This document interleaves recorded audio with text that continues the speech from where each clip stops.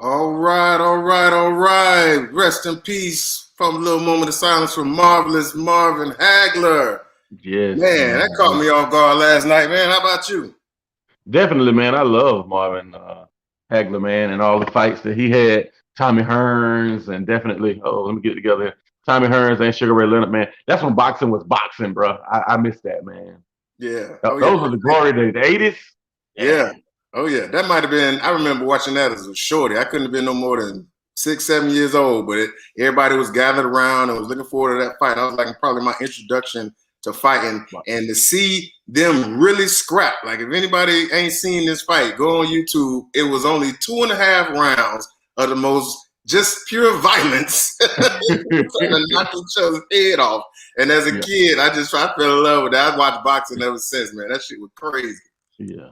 I, I couldn't imagine, man, anything other than that. Those was the glory years of Tyson, Yeah. the later years of Ali and Holmes, Yeah. and Sugar Ray Leonard and Roberto Duran, and Yeah. we knew all the boxers back then. Think about it, we knew all Yeah. the boxers back then. That's how exciting boxing was. Yeah. During the 80s, man. It was more competitive. It was more people that was great, but they also all wanted to fight each other. They weren't worried about who got 80% of the gate and 70% of the gate. Doing it, ducking and dodging people to make sure your record was good. It was all about fighting anybody you can. Sugar Ray, Tommy Hearns, Duran, all that. And of course, we don't talk about the heavyweight division, but it was just more action packed back then, man. Yeah, that's that middleweight division, and you got to think now, heavyweight champion back then really meant something, man. And Mike Tyson, for those of y'all who trying to correlate the time frame, he came in the mid to late 80s. So in the early 80s and late 70s was Holmes, Ali, Hagler, Hearn, Sugar Ray Leonard. I'll never forget, bro. Being from Tallahassee, small town, Florida A&M, one homecoming, bro. This limousine pulled up and drove in right where the band came in the early 80s, and drove to midfield, and nobody knew who it was. And I remember Joe Bullock say, "Please welcome to FAMU homecoming, the heavyweight champion of the world, Muhammad Ali." Oh, wow. And you talking about, bro, he got out the limousine. That was like unheard of. Wow. He got out the limousine and waved at everybody. Yeah. Bro, you would have thought we had all went to heaven. We got an opportunity. Ali was that big. Boxing was that big. For him boxing was closer. It was closer to the NFL and baseball back in those days, as far as the popularity. It's kind of been dwindled down now, but back in the day, it was events, man, and people would just keep up with that. And those guys was like, they was more famous than basketball players back in the days. Absolutely. The thing about it, boxing is an individual sport. Yeah. So it puts you as a gladiator, as a man among men. It elevates you. Kind of like people say, well, Michael Jordan, he was above and beyond his talent. But in boxing, it's just something about the mere fact that this guy could knock anybody in the world out in a one punch. I think that's because that was something we could actually physically do. And like somebody is so good that they could, everybody wanted to float like a butterfly and sling like a bee. And like you said, that classic fight between Hagler and Hearns, where they was really fighting. They wasn't running around the ring like Floyd Mayweather, a defensive fighter. It was real. They was trying to kill each other. It was real fighting, and I think that during our time, man, was something that was special, very special. Oh yeah. Well, hey, if you're just joining us, you know what I'm saying? Appreciate y'all for joining us. I see you on Facebook. What's up, TJ? How you doing, Pichana Du Bois? We got a playwright in here. Okay. She's now a filmmaker. She's got films winning awards all over the place. Thank you for joining us. Yeah, man. So, hey, y'all saw the title. Y'all saw the flyer and everything. So, you know what we're about to get to. We got a special guest in the building. You know what I'm saying? Who's going to help us talk about this thing. She's an actress. She's a host. She's a dancer. I mean, she does it all. You know what I'm saying? Single mom. She does it all. And TJ, I know you know this person very, very well. And I'm talking about none other than our home girl, Samantha Nicole. What's going on, Samantha? Hey. How are y'all? Oh, we good. We good. Welcome. Thank you. Thanks for having me. Appreciate it. Thank you for joining us. Yeah. So, let's get right into it. Cancel culture, right? Right. So, everybody be on social media, everybody be on the news. We seeing what's happening. Whether it's on one side, if the left side or the right side, Generation Z, whatever. I don't know, but everybody's talking about cancel this, cancel that. You have my boy right here, Pepe Le Pew. They say Pepe got to go. Pepe was on that girl too hard. He was sending the wrong message. It's rape culture. I'm sorry, I got Pepe Le Pew right over your face, but he just landed that way. Oh, that was perfect though. Like that was the perfect cutout and everything. Like, But that's what he likes to do, right? He used to jump on the women all the time, right. you know, So forcibly grabbing himself. That's right. We all grew up watching that cartoon. Was any of y'all traumatized by Pepe Le Pew? Nah. If anything, I wanted a man like to speak to me like that. You know, he was so romantic with it. Yes. It was the accent, right? The accent is what did it for you. That's what did it for me. Yeah. That's what's up. Put him in a suit now. Now we good. You know. You in a suit. See, there you go, right there, Sam. See, that's what I'm saying, Sam. That was appropriate behavior at some point. Yeah. That was considered okay. That was the thrill of the chase. That was he's saying the nice things. He is a bit aggressive. Well, I want an aggressive man. Well, I want, you know what I'm saying? That was cool. The fact that it was a cat and not a skunk might be more of the fight, not his approach. But I understand now, and I'm actually with them. I wasn't with them then, but I'm actually with them now. He was a bit much, and he did go a little bit over the line. But I do think the cancel culture is going a bit far with some things. But I think this one in today's society, and that's what I think the issue is. In today's society, it's considered inappropriate. But yesterday, it would have been fine, you know, back a while back. And I say that to say this, and I'm not jumping subjects. I don't want to pivot to anything else. We're going to stay right here. The same way people are criticizing Coming to America 2 and how they don't like it because they was in love with Coming to America 1. Well, you was in love with 1 because you were a certain age, certain things made you laugh then, that might not make you laugh now. And then the nostalgia, them trying to pull things back and forth. But Pepe Le Pew in today's society is inappropriate. But back in the day, yeah, maybe Sam, then you want to be chased. Sam, you want to be chased, right? You want a man to pursue you. Is that correct? Yeah, well, definitely. But like you said, like our culture is definitely changing. I mean, this was more when also the women were more in the homes, if you will, you know, and the men were the ones out there, you know, working. We didn't have as many, you know, women in executive offices and things of that nature. So this, like you said, was okay. So, but I feel like there's a fine line. Like it was for comedy back then, you know, a cartoon, and how sensitive are we going to be? Because you can sit here like that. You can look at Bugs Bunny and, you know, say some of the things that he did was inappropriate, and, you know, Daffy Duck and Elmer Fudd, especially, you know, we can get sensitive on him actually hunting these animals, if you will. So how far are we going to go with that now? That's the thing. It's all about perspective, and I don't think we're so worried about a certain person or a minority of people having the wrong perception of something that we totally taking it out without having a conversation about the context. For me, Pepe was kind of a cautionary tale on what not to do. Like, okay, you know what I'm saying? You can't be grabbing up women trying to kiss them with no permission. So now, okay, I know what not to do. But the joke was the cat, I think she had some kind of paint. Somehow she got paint on her back. Like a skunk, right? So Pepe was dumb. Like he didn't know any better. He was putting them skunk moves on, you know, pretty girl moves, and it don't work. You got to do that skunk stuff with the skunks. But I think too, you got to remember now, other than him saying some sexy stuff, he put her in the closet a couple times too. Oh, I don't remember that one. I don't. He tied her down. Once he put her in the closet. Essex. He tied her down a couple times. Like he really did. Oh. You ain't watched all of it. I'm a Pepe Le Pew fan. You was a fan? I'm a connoisseur of the Le Pew Pepe.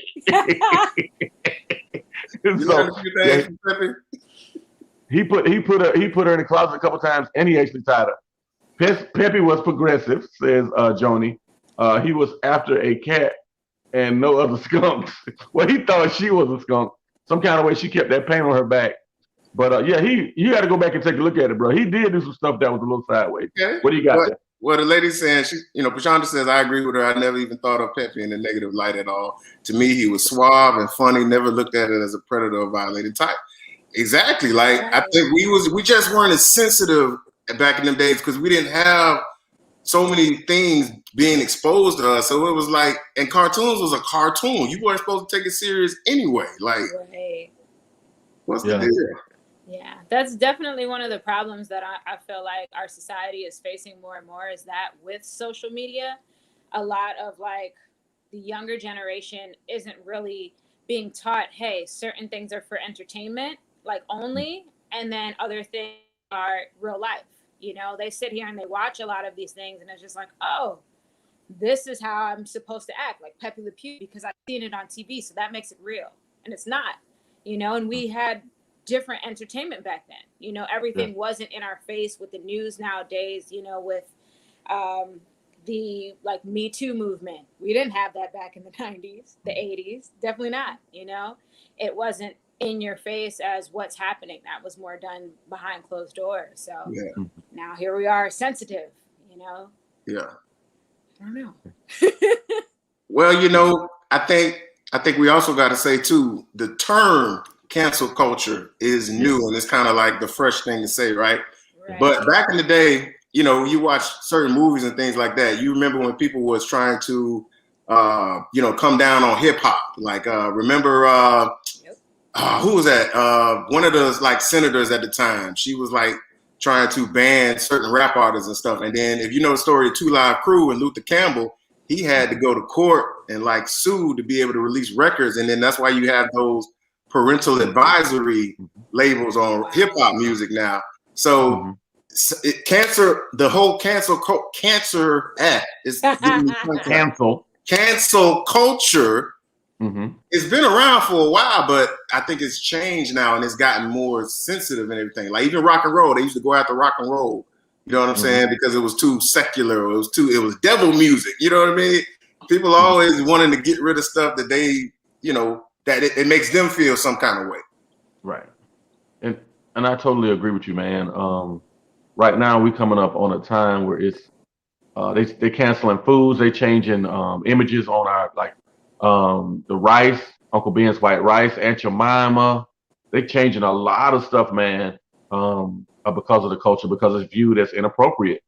They're doing the flags, they're doing the statues. But now is the time, I guess, because now the country's trying to move forward. From the last president, he tried to divide us, but now the new president trying to keep us together. And like Samantha said, women are going in new phases and new places.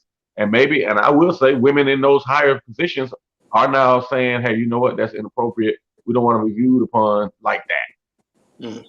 And I think that's just a changing of the times. Yeah. Sam, you hit on a good point when you brought up Me Too. Do you think Me Too is kind of responsible for this sort of heightened sensitivity towards things like that? Because, you know, it's not just Pepe Le Pew. So I saw in the news today, too. So y'all remember Lola Bunny, right?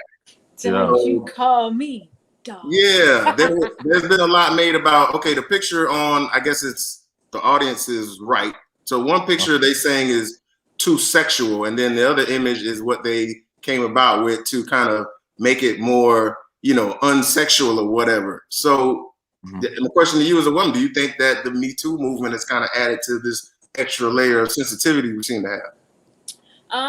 Yes, I definitely believe that they've brought things that women go through pretty much and suffer in silence, if you will. I feel like they've brought that to the forefront. And then I feel like as a society, it's one of those things where do we sit here and look at what this woman has been through and are we sensitive to it?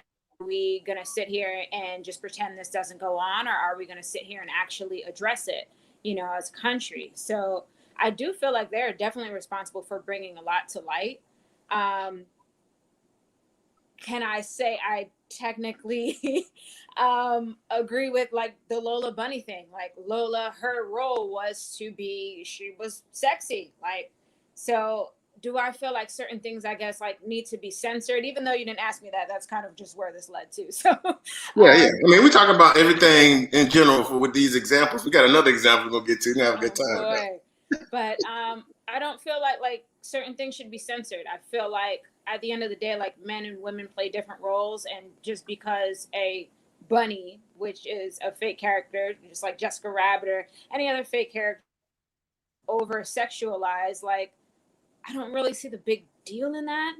I see the big deal in parents not teaching their children that this is just entertainment and that, you know, she's supposed to be, I wouldn't tell a child eye candy, but you know, like that, just that's her role. That's her role in the movie, you know. And instead, we have these children who sit here and look at this, and I'm like, oh, that's what I have to do to get a man. So I'm gonna walk around in a crop top and some booty shorts at, you know, 10 years old. So I feel like that's kind of where the problem is. And with Me Too bringing all of this out, I still feel like women should have a place in society where they can be sexy to themselves. You know, they shouldn't have to sit here and censor their sexuality just because now technically our sexuality brings upon predators, if you will. There's a fine line, but I don't feel like that needs to be censored. That to me is just unfair. Like that's part of society. Like we can sit here all day like the old Spice commercials, you know, the sexy man on the horse, no shirt on, Old Spice. Nobody's gonna say two words about that because why? It's just a man. Who cares? You know, but women get backlash all the time. So yes, they've brought it to the forefront, but I still feel like women should be able to be sexy and comfortable in their own skin and show off what they feel comfortable with. We work hard, man. Hard at this. What about you guys? What do you guys think? Hey, so I know you, and you guys both have daughters. So, you know, I think a lot of this stuff is, like you said, it's kind of skewed to the sensitivity of women. You guys both have daughters coming up. Do y'all feel an extra need to, like, talk to them about the images that they're seeing and worry about stuff like that? I'll let Mike go. Go ahead, Ty. Oh, okay. No, I was letting the lady go first. Okay. My daughter, she'll be 6, so we're kind of like not there yet. I guess the closest thing I could relate it to, like she came home one day from her dad's house talking about body yaddy yaddy yaddy yaddy, and I was like, wait, hold on, what song are you singing again? Oh, okay. I mean, I feel like it depends on the situation, the child. Like in her head, she has no idea what she's singing, and she's just having a good time. It's not like she watched the music video. It's like, mommy, why are they doing that? So no, I'm not there yet, but I do feel like parents need to have that conversation as far as what's entertainment and, you know, what's just meant to entertain and what's meant for adults. Like that's part of the problem is that a lot of these kids at like 13 are watching, and paying attention to certain adult things and thinking, this is what I have to do. You know, I want to be older. I want to be grown. No, if I could, I'd still be a kid, man. Let me run around, swing, and slide down the slide. Like life was so much simpler back then. What about you, Ty? Hey, I agree with Sam. I think it's up to us as parents to separate. My daughter came home singing that this heart is on fire, this love is on fire, whatever. This girl is on fire. I said, no, this girl better not be on fire. She better not even be warm. But that co-parenting is something else. But you know what they do with the other parent, you just don't know. Hopefully, you hope and pray that you know the other parent is explaining that to them. But when they're with me, man, I try to stress because I'm the male what the gentleman should be, how guys should open the door. And I have a 5-year-old now and an 8-year-old. So the role of a man in your life, and it's me as the father to show them that. And I watch the iPads when they watch. That's not appropriate. That's not age appropriate. And they're curious because they see it on TV. They want to know what's going on. They want to know what's happening. And I try to stay on top of it, man. I love my girls a lot, and I know the world is out there waiting for them to try to grab them and swoop them up. But I try to give them these critical thinking skills, man. And so instead of punishing them, I say, well, was that a good decision? Would you have done that differently? I force them to think.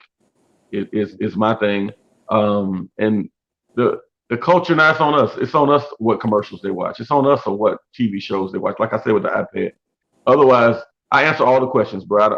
As hard as it is, Essex and Sam, I answer every question and try to break it down to every form I can. With my 8-year-old more so because she's more impressionable.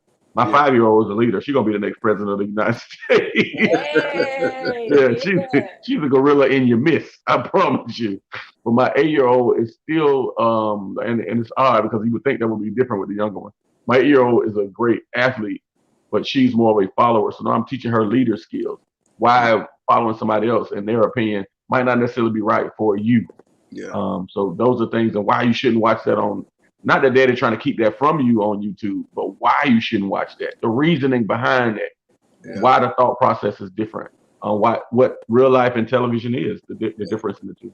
I think a lot of people have a lot of fear about the things that can influence their children beyond their control. And I think that leads to a lot of people, want to just, I don't want the responsibility of talking about it and teaching about it. So just don't have this on TV. Don't have access to it. But no, it's your responsibility.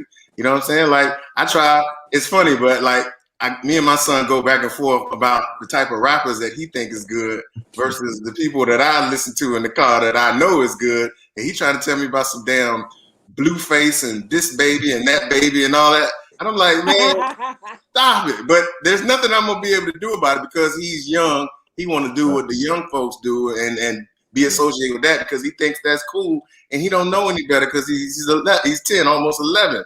But we know better. Yeah. But we still have to, like, day in and day out, like talking about why. And then sooner or later, hopefully they realize it like we did as we got older, what's real and what's fake and what's stupidity and what's something that you should be influenced by so they make better choices. I want to read some of these comments, then we move on. Johnny says, American society suffers from sexual anxiety. It's an issue that needs to be talked about instead of squashed. There's a reason why most of our serial killers are actually repressed and or abused. You ain't getting none. You go crazy. You lose your damn mind. Give yourself It's a cycle. For some people, I agree, it's a cycle. That's what they know. Like, unfortunately, these children from the time they're, 4 or 5 years old, like this is what dad did, or even mom. This is what mom did. So they just grow up thinking that that's normal, and they end up just repeating the behavior over and over again. It's crazy. Yeah. TJ said we try not to put restrictions, but try to teach to get them to understand what's going on in society, so they're not caught off guard. Yeah, man, good stuff, man. Hey, speaking of parents getting into some shit, right?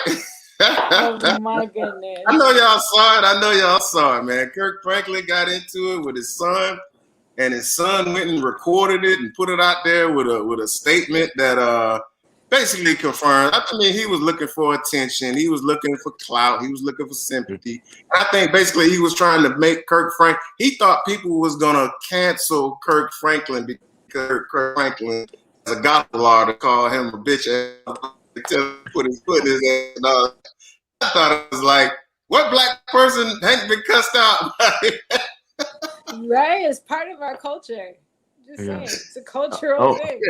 Yeah. I've never seen a parent actually put their foot in their kid's ass, but the threat has been made probably 1 trillion times. Absolutely. I'm so proud to see that Kirk Franklin is an actual person and a real human being.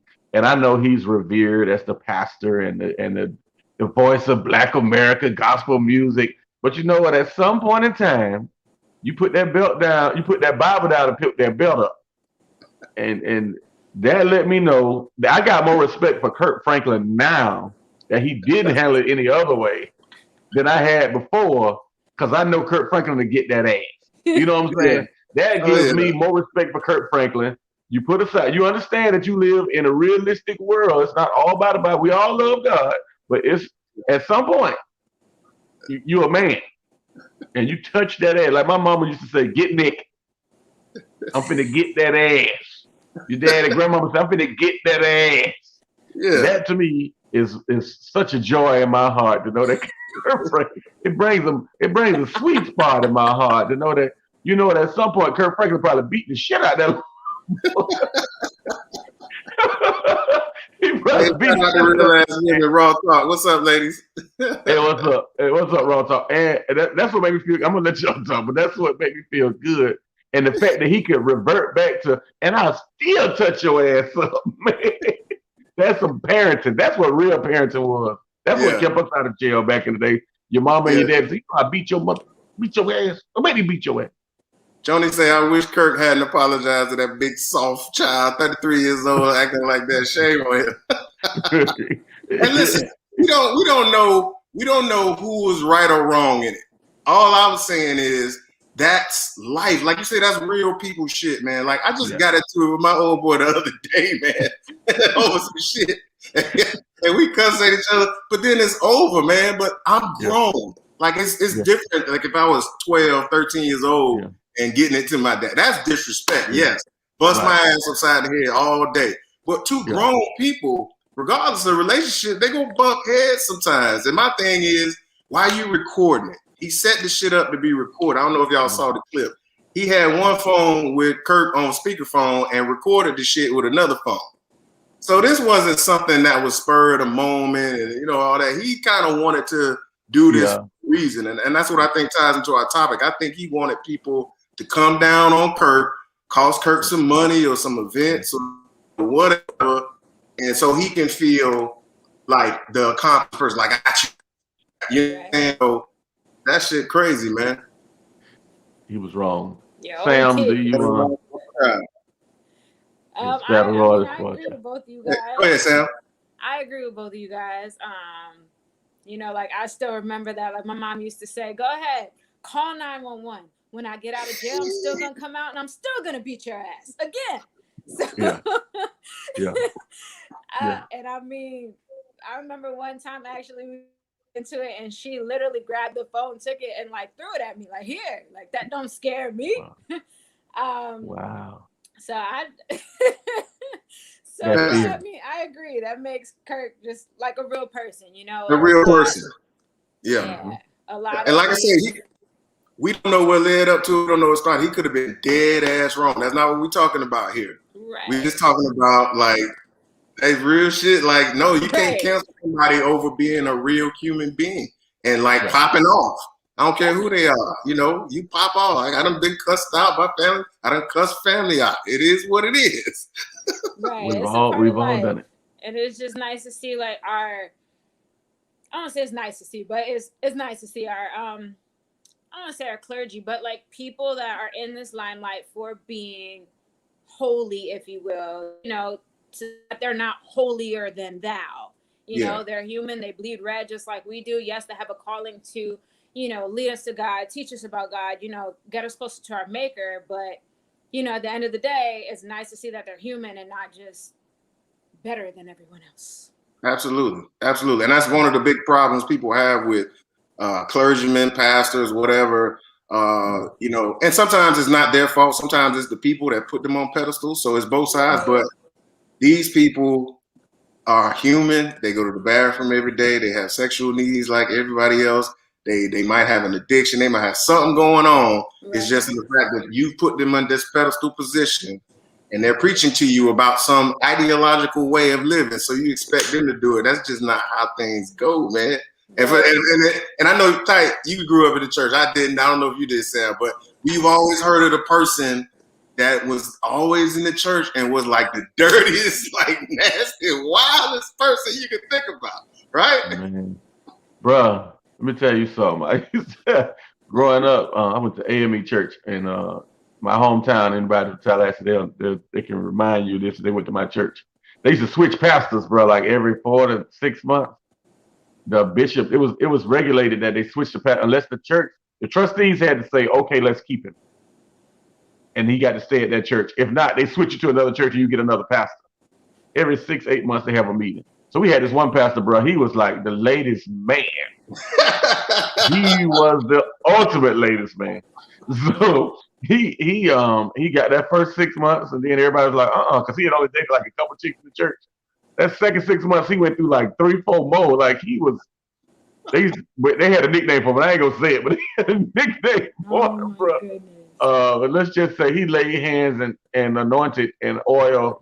He anointed a lot of heads with oil. And he laid hands on a lot of ladies at our church. He fought that third term. He didn't quite make it, but boy, let me tell you something. He was, and I was like in my teenage years, like 13, 14, 15. He was amazing. Hey, Shireen, how you doing? Hey, Javon. Him apologizing was like saying sorry for being a human. Yeah. Right. Yeah. Kurt Franklin, that should have been a private thing. People need to stop that. Put other people on a pedestal. They're just human beings like you and I. Absolutely. But hey, man, the same thing with the pastor, dog. He just a human being. He had needs. He was single. Yeah. And bro, let me tell you something. I'm sorry, Sam, but he was reckless. He was reckless. So okay, so the pastor didn't get canceled. We're not canceling Lola. We're not canceling Kurt. Just for the record. This is pretty like-minded panel here, man. We got no jerks out here. Yeah, no, I would say they make it. Ty, you said you were glad Pepe gone, right? You didn't like Pepe? I really like Pepe Le Pew, but he yeah, but I can see now that I'm older, because the thing when you was younger, it's a thrill of the chase. The women want you to chase them, they want you to pursue them, and so and then that put them in control.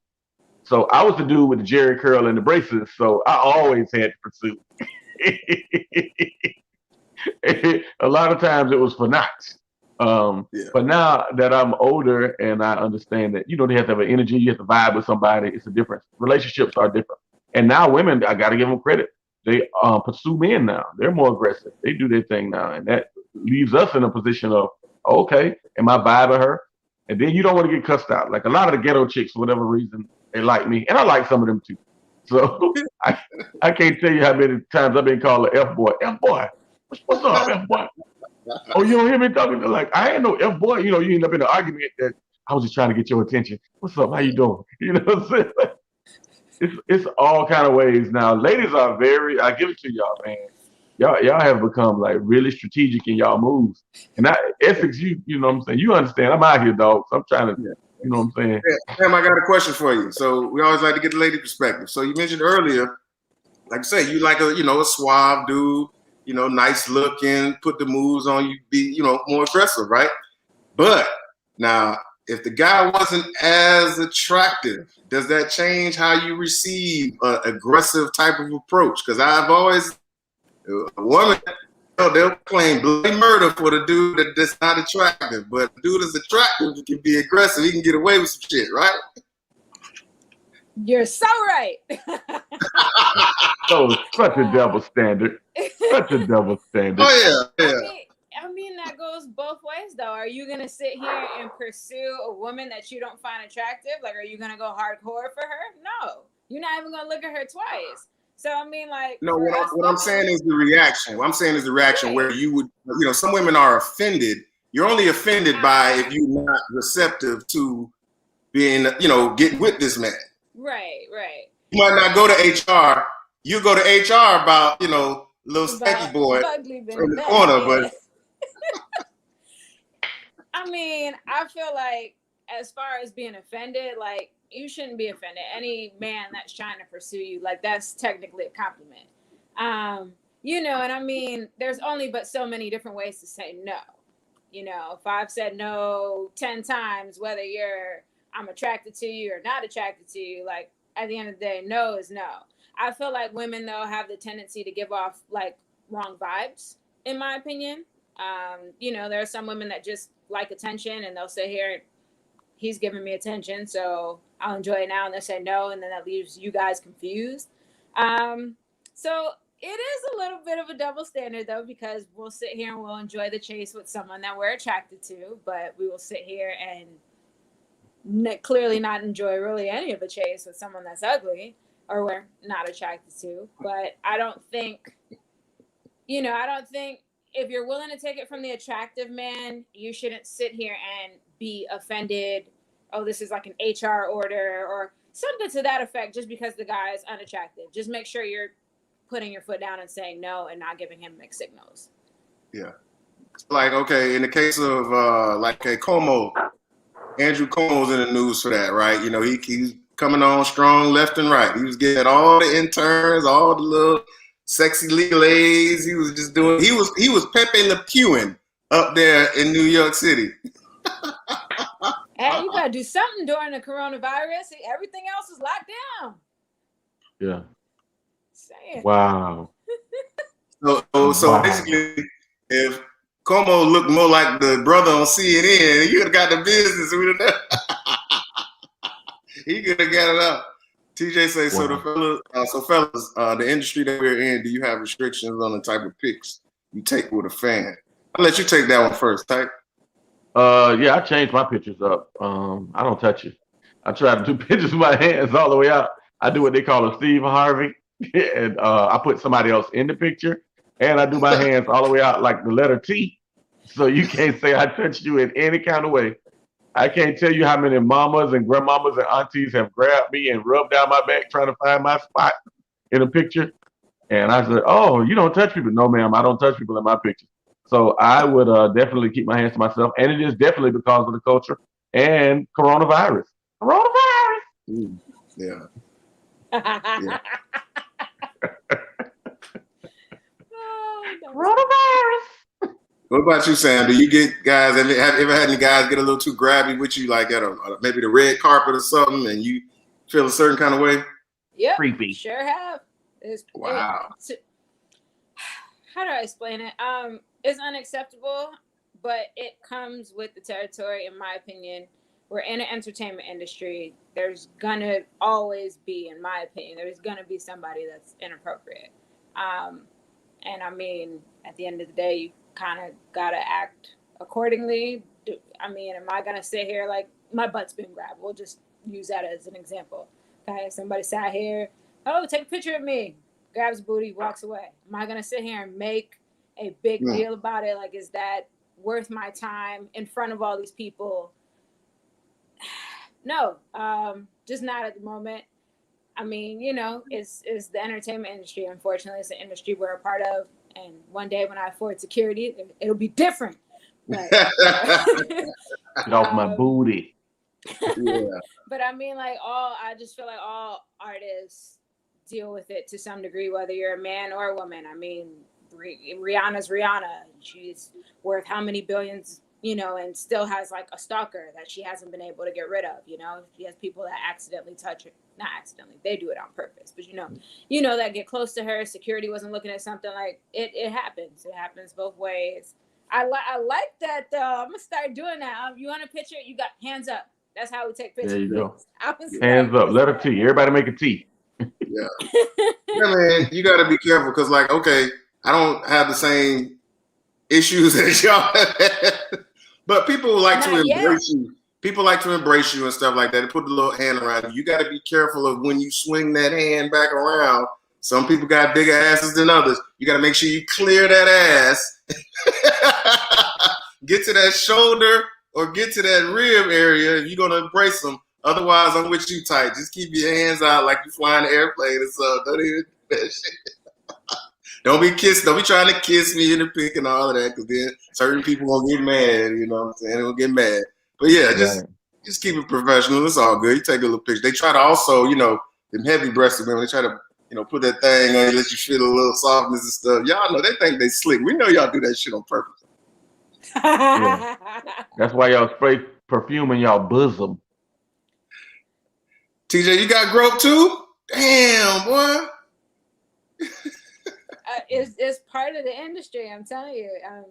Wow. You know, and that's also why, like, most of the time, like, pictures need to be done, at least for, like, me as a woman, like, in a public place. Like, we're all here, the cameras are there, blah, blah, blah. Like, if you find me, like, backstage, it's just me and you, like, nah, you want a picture? Oh, we can walk all the way out here where everyone is, and, you know, because you just never know. But, you know, people are slick with it. And I don't understand, like, the whole, like, what's the big deal? Like, you touched my butt and walked away, or you touched another body part and walked away. Like, what does that do for a man? Like, oh, I touched her butt, I'm never gonna wash his hand again. Like, that's gross. Come on now. Like, what does that do for a man? That's a creepy guy answer. I wouldn't know what to say what that does for me. So any answer would be creepy.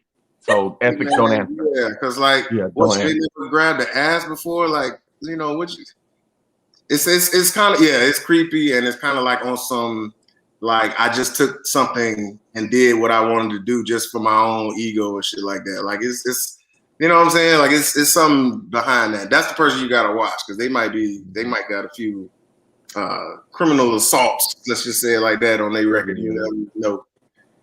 How about that? Yeah, like you gotta grab the Tandra. Hey, be some old feisty old women out there, the TJS, man. Look here. Oh, that's funny. Wow. And that's Tom Jordan family reunion. I get you. That is even more funny, because during that reunion, there were very few times where we were in a crowd. Like, we had like our own little group of people. So someone really had to have been like, yeah, I'm gonna get TJ. Like, that had to be a real strategic one. Wow. Too, man. Oh man, that's funny. I got you. That's good. Well, yeah, man. Hey, we want to thank you for joining us, Samantha. Add to the conversation. We had a good time. Wait. Now, you do a great job with your social media. You've been slacking off lately. I ain't gonna call you out, but you do a great job with social media. You want to tell people where they can find you? Thank you for the plug. Yes, I have been slacking. I've been literally living under a rock, trying to juggle like everything. But I'll be back. I'll be back. I'm gonna post this just because you guys had me on here, and it's been a while. Because I caught what you said. You know, you want to be able to express yourself in the ways that you want to without people saying. So we haven't seen you expressing yourself. So I'm just saying, we'll get back to that art. You're right. I will. I'm gonna find some time. That's my problem. I'm gonna find some time. I haven't hung out with anybody. Ain't been with TJ. Nothing. It's just been this. Just been commercials and work and mom. But anyways, bless you. You guys can check me out at XO_Samantha_Nicole. That's on IG, and then on Facebook, I'm same. I'm XO_Samantha. No, I'm XO Samantha Nicole on Facebook. No underscores. But yeah, XO Samantha Nicole. You can find me, and I'll be posting a lot of stuff soon. So make sure you follow my journey and check it out, because boy, it's a crazy one. Get back on the grind, man. We miss you, man. Thank you for joining us, Sam. We appreciate it. Thanks for having me. I appreciate it. All right. Fun. I'm so sad it's over already.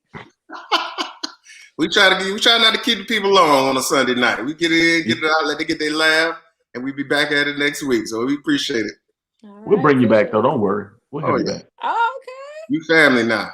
Yeah, you family now. You're official. Tight. What you got going on, man? Hey, man. Of course, Funny Not Famous Tuesday nights, Afrotainment. Go to our Funny Not Famous TV on Instagram and Facebook. Get you some tickets. Come out and see a live taping of a comedy show. Definitely Low Down with James Yon every Monday through Thursday. Come out there to the studio. Also check the live taping of that, man, at Afrotainment. So much going on, man, in the television world. I appreciate that. Comedy shows I got coming up April 1st. I'll be at Dream City in Orlando. And then April 3rd, I will be in Tallahassee, Florida for the Pull Up Comedy Show Part 2. And a lot of other things coming in April and May, man. I'll keep it under wraps right now. I got some big stuff coming, and I'll just hold tight. So definitely come check out Funny Not Famous or The Lowdown with James Yon each and every week. The Funny Not Famous tapes on Tuesday, and the Lowdown tapes Monday through Thursday. Thursday, April 1st, Dream City, and April 3rd, Tallahassee at the North Florida Fairgrounds. All right, what you got going, my man? That's what's up, man. A lot of great auditions this past week. Shot a commercial this past week that y'all can be keeping a lookout for.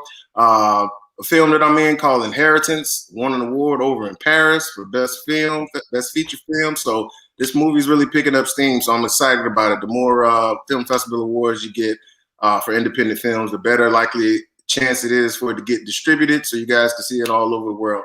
So that's about it for me, man. We'll see y'all next week, 8 o'clock. Actorman Essex at Instagram. I almost forgot, right? Moving right along. Essex O'Brien, just like it says there on your Facebook and your Twitter, man. Y'all, hey, if you're in the YouTube channel, make sure you like, subscribe, share, do all that good stuff. Our Facebook family, thank you very much. And we do it again. Mike Comedy. Mike Comedy on all your social media. All right. Thank you, big man. Yes, sir. We out, y'all. See you soon.